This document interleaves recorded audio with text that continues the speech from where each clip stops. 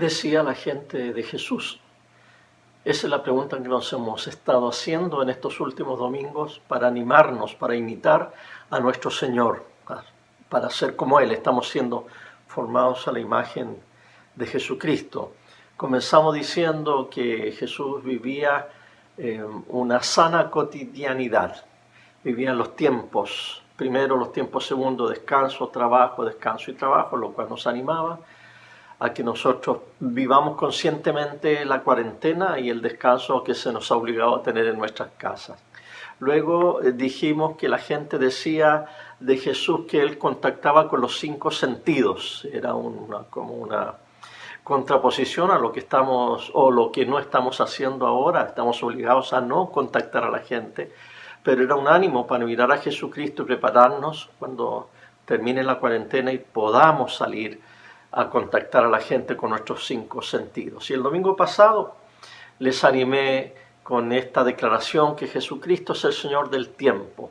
No estaba Él siendo esclavo del reloj, de los calendarios y de las agendas, y eso nos sirve mucho en el tiempo que estamos viviendo. Hoy quiero hacerme la pregunta, ¿qué decía la gente de Jesús?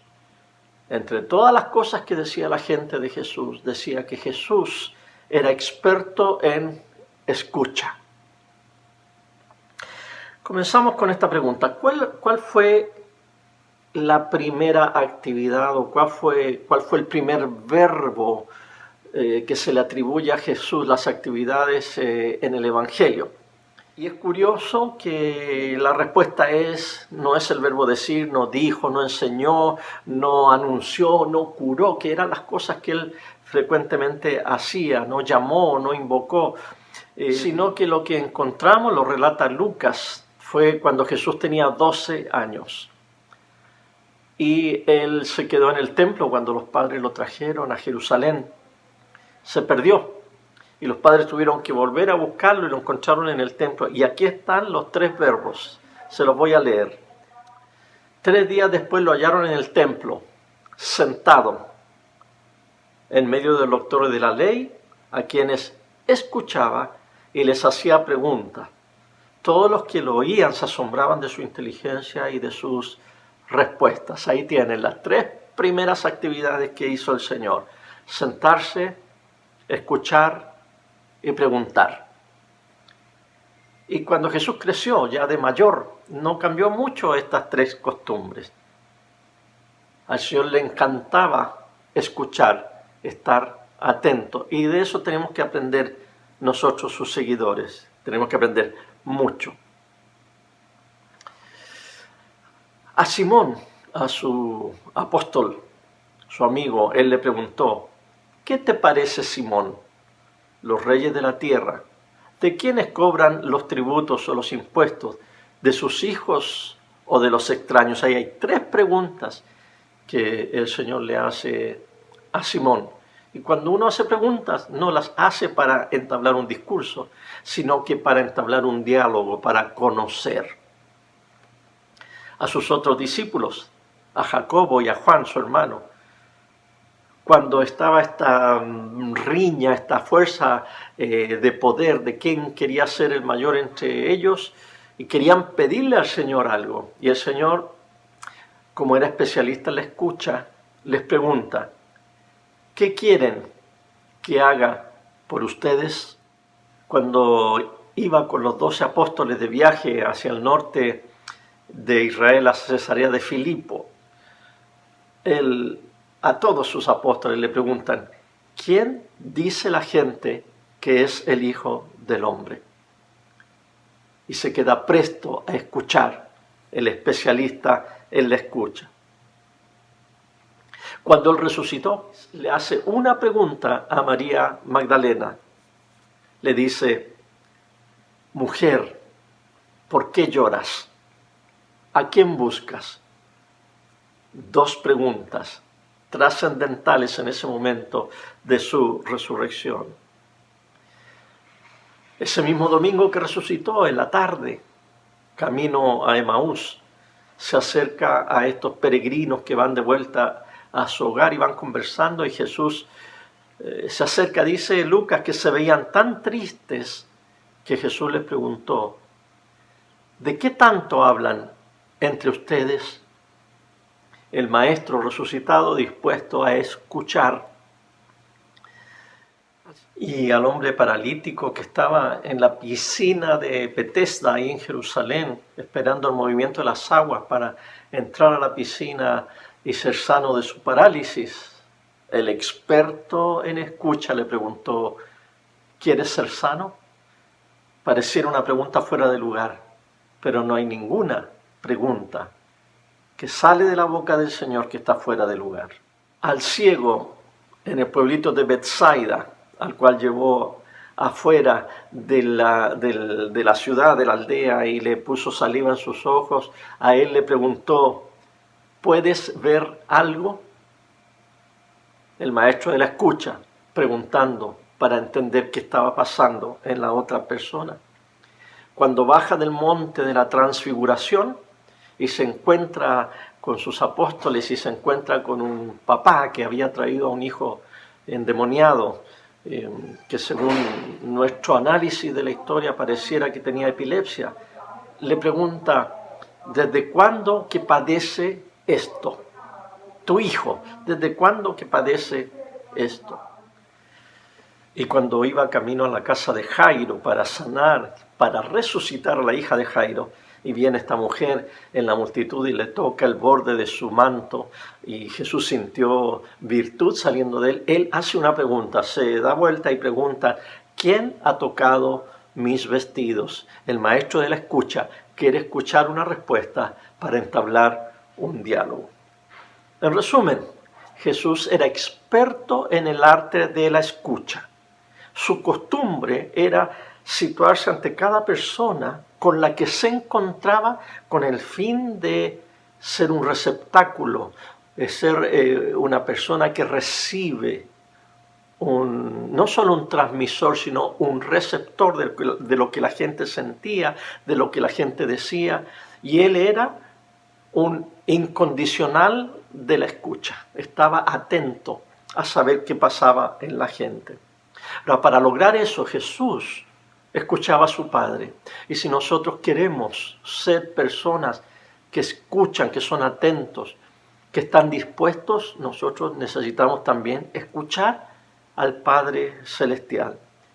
La costumbre de Jesús era esa: escuchar la voz silenciosa del Padre. Y él buscaba esto en oración, en meditación, en soledad. Y él se fue familiarizando también con la manera, con los códigos de señales que su Padre le enviaba a él a través de situaciones y de personas para poder escuchar a su Padre en otras circunstancias y en otras personas. Por ejemplo, cuando Jesús se encontró en la sinagoga con una mujer encorvada, una mujer jorobada, Jesús respondió a eso. ¿Pero por qué respondió a esa necesidad? Porque él escuchó. Él escuchó los códigos, lo que esa mujer en sí, sin decirle nada, le estaba pidiendo.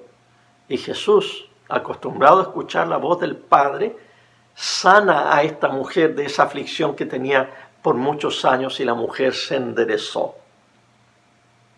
El Señor también, cuando sanó a la mujer que tenía flujo de sangre sin verla, porque la mujer estaba detrás de él, él sintió esa fuerza dentro de él que expulsó poder, gracia, sanidad sobre esta mujer. Porque él leyó, porque él escuchó ese clamor que el Señor, su Padre, le había enseñado a escuchar. Y recibió y entregó esa fuerza sanadora a esta mujer.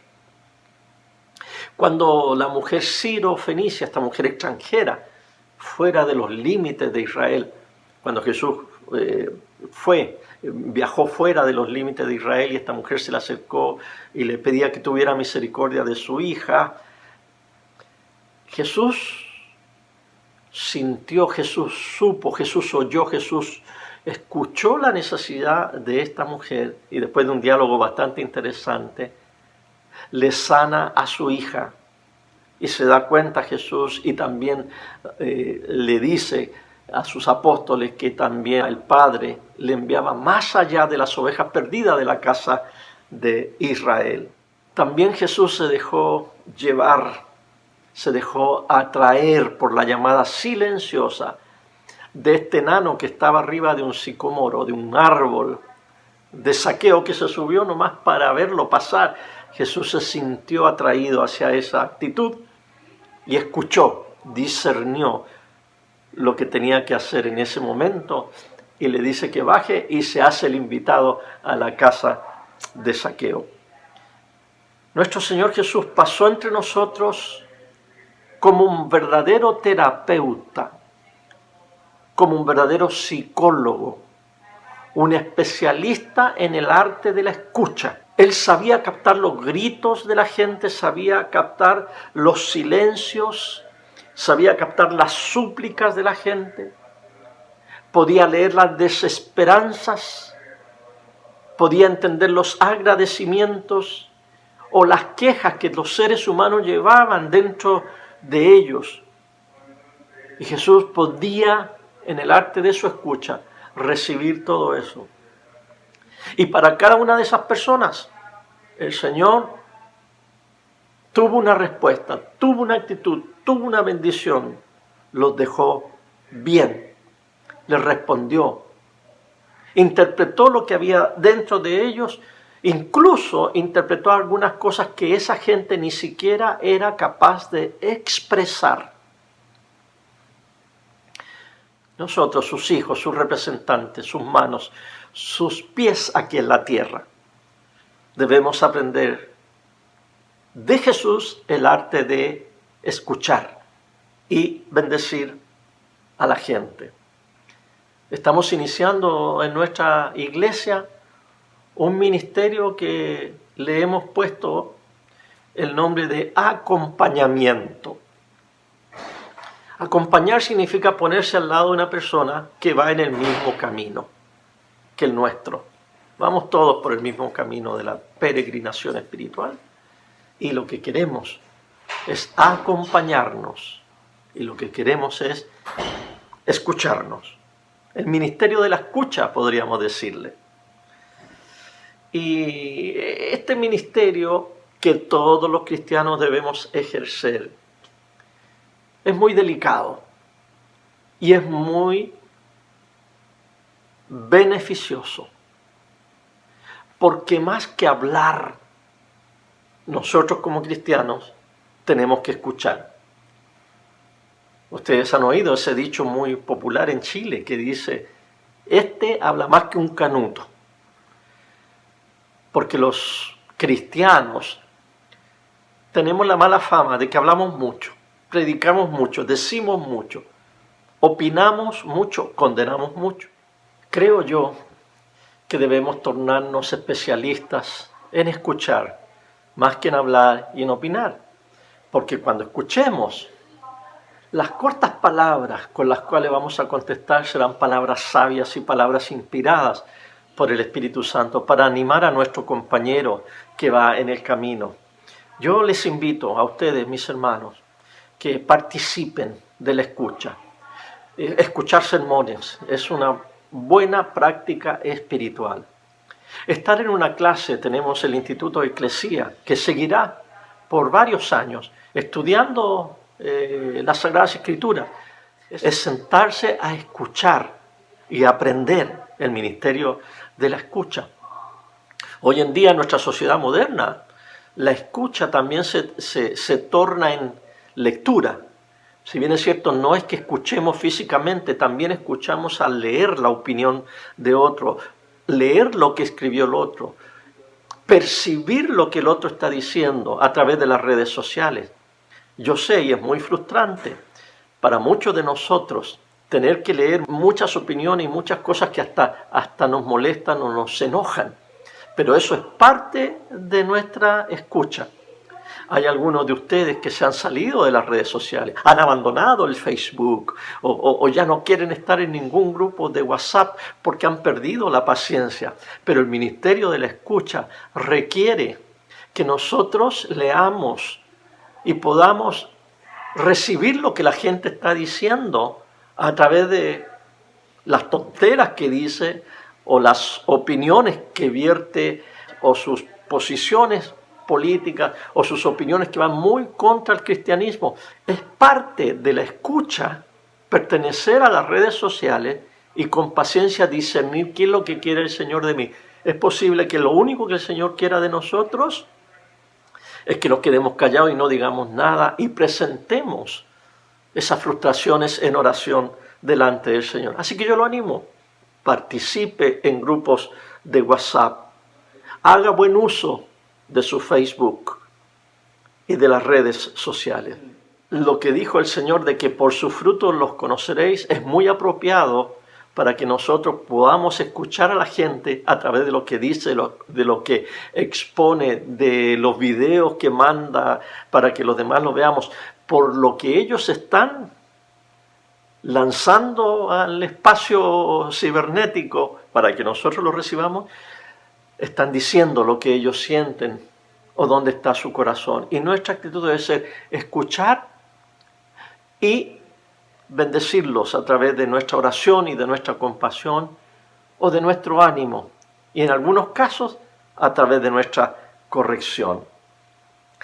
Les animo entonces a imitar a nuestro Señor, que era un experto en escuchar y limitar un poco nuestras opiniones por mucha verdad que nosotros pretendemos poseer. Para practicar el arte de la escucha se necesitan muy pocas cosas. Sencillamente oír, tener oídos, callar. No se pueden hacer las dos cosas a la vez. Escuche y calle. Reciba en su corazón lo que la otra persona le dice y en su corazón. Acuérdense como María, dice Lucas, que ella atesoraba en su corazón todas las cosas que estaba escuchando acerca del nacimiento de su hijo. Y luego se necesita sabiduría. Pídale al Señor sabiduría, porque muchas veces cuando abrimos la boca, lo que surge no es sabiduría. Tenemos que pedir al Señor calma, paz y sabiduría. Por eso que cuando oramos decimos, Señor, abre mis labios y mi boca proclamará tu alabanza. Otra de las cosas que también le animo a hacer es compartir con la congregación sus alegrías y sus peticiones, que es lo que vamos a estar haciendo también esta semana. Esta vez vamos a pedirles que los manden al correo electrónico de la iglesia para que nos escuchemos y nos animemos mutuamente. Vamos a terminar ahora haciendo una oración que se le atribuye a San Francisco de Asís, pero no es de él, sino que tiene el espíritu de él, porque fue escrita en el siglo XX recién esta oración. Pero es una oración que nos puede ayudar mucho a tener esta disposición, la disposición que tuvo nuestro Señor Jesucristo, de ser un instrumento de su paz. Señor, haz de mí un instrumento de tu paz, que donde haya odio yo ponga el amor, que donde haya ofensa yo ponga el perdón, que donde haya discordia yo ponga la unión, que donde haya error yo ponga la verdad, que donde haya duda yo ponga la fe, que donde haya desesperación yo ponga la esperanza, que donde haya tinieblas yo ponga la luz, que donde haya tristeza yo ponga la alegría. Oh Señor, que yo no busque tanto ser consolado como consolar, ser comprendido como comprender, ser amado como amar, porque es dándose como se recibe, es olvidándose de sí mismo como uno se encuentra a sí mismo, es perdonando como se es perdonado, es muriendo como se resucita a la vida eterna. Amén.